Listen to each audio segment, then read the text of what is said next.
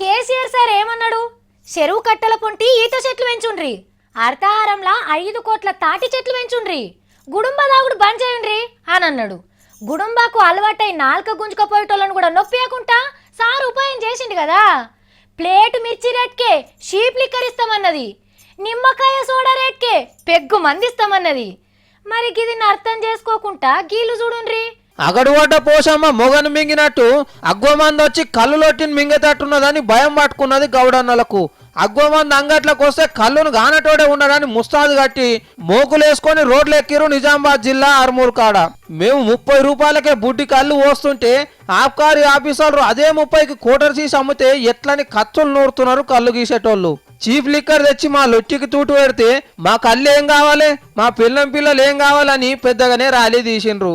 ఇన్ని దినాలు మా కళ్ళు తాగి ఇవాళ మా కడుపులే కొడతారా అని కయ్యానికి కాలు దూతున్నారు. ఇక నడిమిట్లకు పార్టీ లీడర్లు కూడా జొర్రబడ్డారు. కళ్ళు మీద ఆధారపడ్డ గౌడ్లు చాలా మంది ఉన్నారు ఇవాళ తెలంగాణ రాష్ట్రంలో. మరి అటువంటి జీవితాలు ఏం కావాలి ఇవాళ? ఆర్మూర్ కాన్నే కాదు అంతటా గిట్లనే చేస్తున్నారు. చూడాలి మరి కోట్లాటల చీప్ లిక్కర్ గెలుస్తుందో కళ్ళు గెలుస్తుందో.